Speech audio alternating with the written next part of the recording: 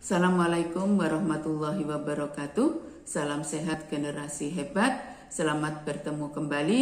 Pada kali ini Bu Eka akan menjelaskan materi tentang pembelahan sel, yaitu pembelahan mitosis dan pembelahan meiosis.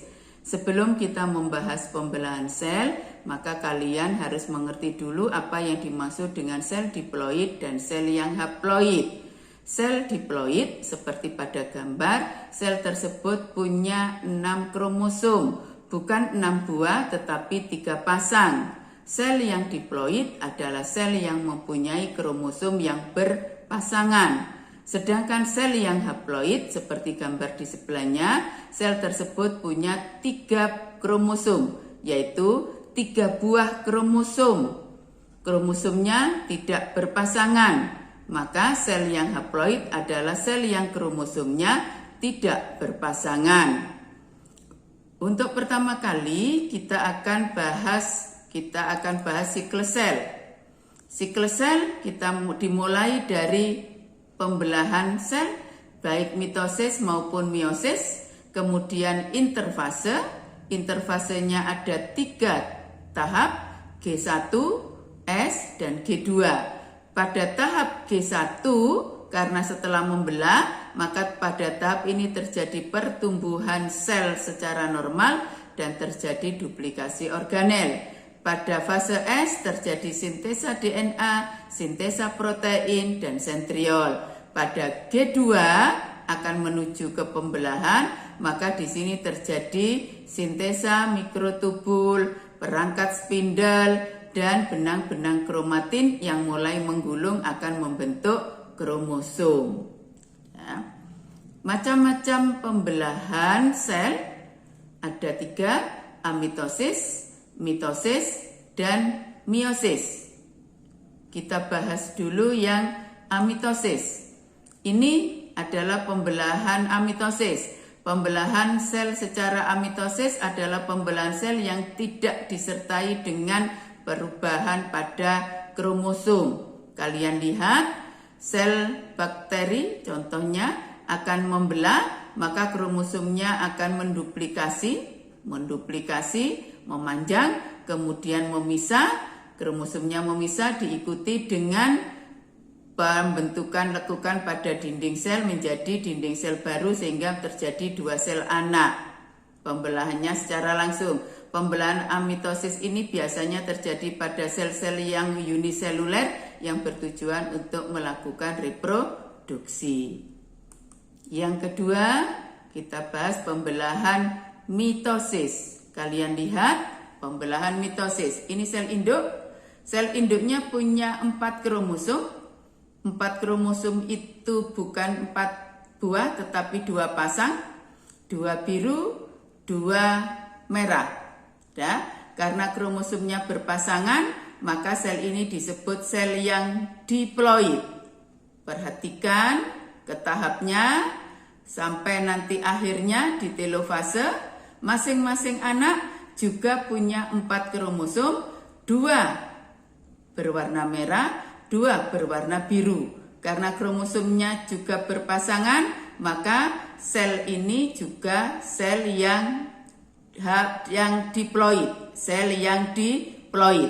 Perhatikan pembelahan mitosis. Sel induknya diploid karena punya 2 pasang kromosom.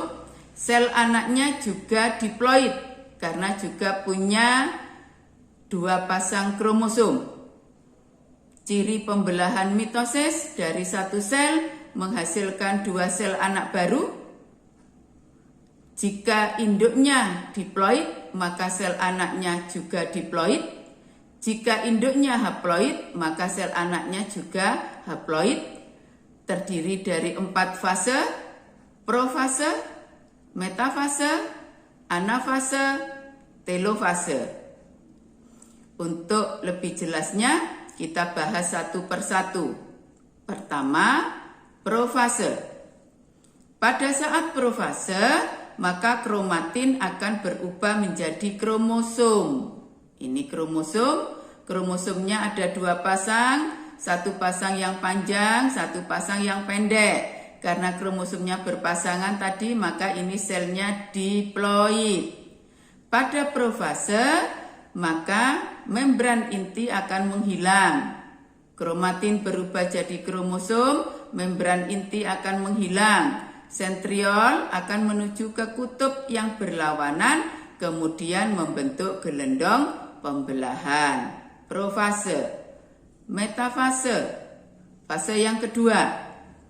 Pada saat metafase, maka kromosomnya akan berjejer begini. Tadi ada 2 pasang, ada 4, maka berjejer satu-satu. Maka di sini ada 4 kromosom. Kromosomnya sudah mengganda. Dari yang punya 2 lengan, sekarang punya 4 lengan. Punya 4 lengan kromatid. Kromosomnya berjajar di bidang pembelahan. Karena ada 4 kromosom, maka dibentuk 4 benang spindel. Perhatikan, 4 kromosom, 4 benang spindel. Sudah, metafase, kromosom berjajar di bidang pembelahan. Anafase, pada saat anafase, di metafase tadi kromosomnya punya 4 lengan. Sekarang kromosom yang punya 4 lengan membelah menjadi 2 kromosom yang punya 2 lengan. Perhatikan, sekarang kromosomnya punya 2 lengan, tetapi tetap berpasangan, yang panjang dengan yang pendek. Karena kromosomnya membelah, maka di masing-masing kutub tetap punya 4 kromosom, punya 2 buah kromosom. Maka pada telofase nanti sel anaknya juga punya 2 pasang kromosom. Telofase.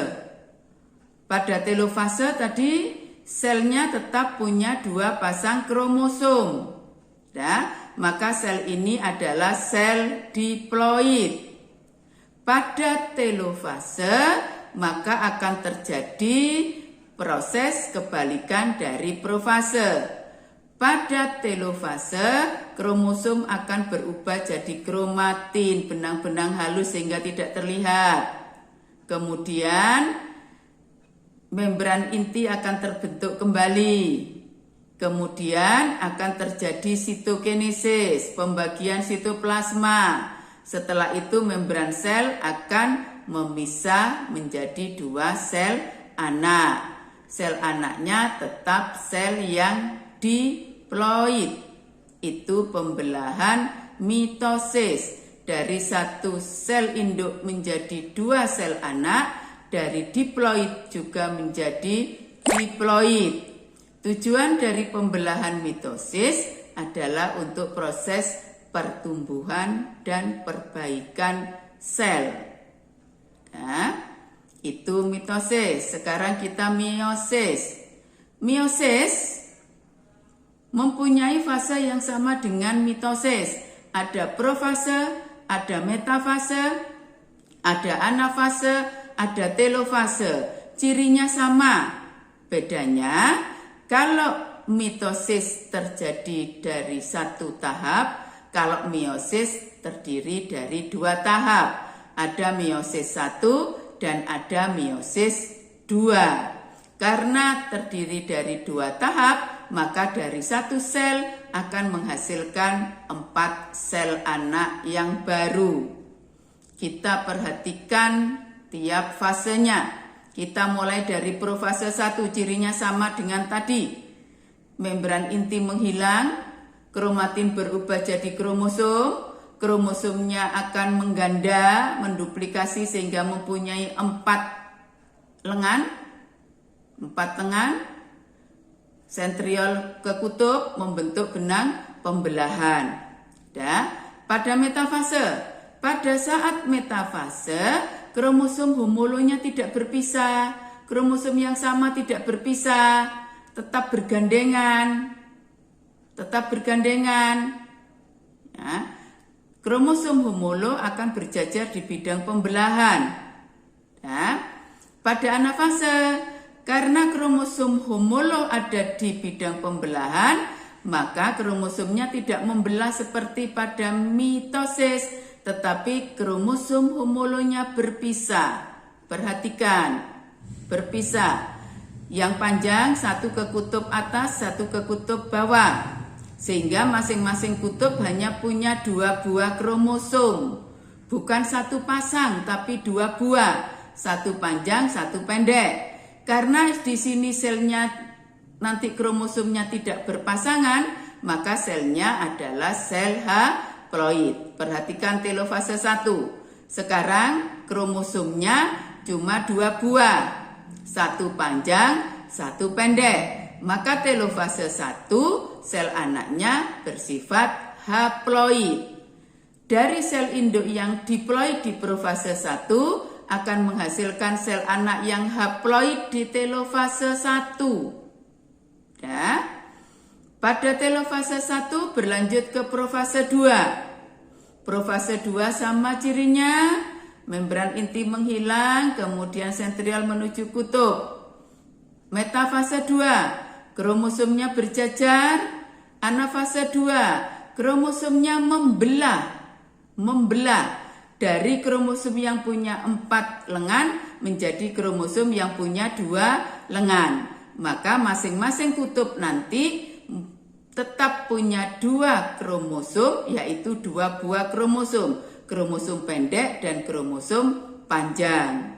Maka pada telofase 2 dihasilkan sel dengan kromosom yang tidak berpasangan, yaitu sel yang bersifat haploid. Pembelahan meiosis disebut juga pembelahan reduksi, yaitu pembelahan dengan terjadinya pengurangan jumlah kromosom. Jika sel induknya diploid, maka sel anaknya akan menjadi haploid. Pengurangan jumlah kromosom terjadi di mana? Pengurangannya terjadi di pembelahan meiosis 1, yaitu mulai terjadi pada saat anafase 1. Pada meiosis 1 diploid menjadi haploid. Kalau meiosis 2 haploid, anaknya tetap haploid. Pembelahan meiosis sekarang, kenapa terjadi perbedaan jumlah kromosom sel anak pada pembelahan mitosis dan pembelahan meiosis? Kita lihat gambar. Gambar di atas adalah pembelahan mitosis pada metafase, sedangkan yang di bawah metafase 1 pada meiosis. Sel induk dari pembelahan ini sama-sama sel yang mempunyai 4 kromosom, yaitu 2 pasang kromosom, maka selnya diploid. Kalian lihat, pada metafase mitosis, maka kromosom homolonya berpisah, kemudian berjajar di bidang pembelahan, sehingga di bidang pembelahan ada 4 kromosom. Nanti pada saat anafase, kromosomnya akan membelah dari kromosom yang berlengan 4 menjadi 2 kromosom yang berlengan 2. Jadi masing-masing kutub punya 4 kromosom, 2 pasang kromosom. Maka sel anaknya kromosomnya sama dengan sel induk. Sedangkan pada metafase meiosis 1, kalian lihat kromosom homolonya tidak berpisah. Kromosom homolonya tetap berpasangan, sehingga pada bidang pembelahan hanya ada 2 kromosom. 2 kromosom homolo. Nanti pada anafase, kromosom homolonya akan berpisah, tidak membelah, berpisah, sehingga nanti masing-masing kutub hanya punya 2 buah kromosom. Maka kromosom sel anak separuh dari sel induk. Bedanya di sini. Pembelahan mitosis terjadi pada sel-sel somatik. Sel-sel tubuh berfungsi untuk proses pertumbuhan dan perbaikan sel. Sedangkan pembelahan meiosis terjadi pada sel-sel gamet. Karena itu sekarang kita akan bicara gametogenesis pada manusia. Gametogenesis pada manusia dibedakan menjadi 2, spermatogenesis dan oogenesis. Kita bicara spermatogenesis. Spermatogenesis dimulai dari spermatogonium. Kalian lihat kromosomnya. Sel spermatogonium punya 4 kromosom, 2 pasang, 2 biru, 2 merah. Kemudian spermatogonium membelah mitosis, membentuk spermatosit primer. Karena mitosis, maka spermatosit primer tetap diploid. Spermatosit primer akan membelah meiosis 1, membentuk spermatosit sekunder. Karena meiosis 1, maka sel anaknya menjadi haploid. Spermatosit sekunder akan membentuk spermatid. Meiosis 2, maka spermatid tetap haploid. Spermatid nanti akan berkembang menjadi sperma yang aktif. 1 spermatosit primer akan menghasilkan 4 spermatosit yang fungsional. Itu spermatogenesis. Sekarang kita ke oogenesis. Sama sebetulnya, oogenesis dimulai dari oogonium yang diploid, membelah mitosis, membentuk oosit primer. Karena mitosis, maka oosit primer tetap diploid. Oosit primer membelah meiosis 1, menghasilkan oosit sekunder. Karena meiosis, maka oosit sekunder adalah haploid. Oosit sekunder dan badan kutub 1 sama-sama haploid. Oosit sekunder kemudian membelah meiosis 2, menghasilkan ootit 1 dan badan kutub 1. Badan kutub 1 membelah menjadi 2 badan kutub 2. Ootit kemudian berkembang menjadi ovum. Dalam proses oogenesis, 1 oosit primer akan menghasilkan 1 ovum fungsional dan 3 badan kutub. 3 badan kutub nanti akan mati karena dia tidak memperoleh cukup sitoplasma.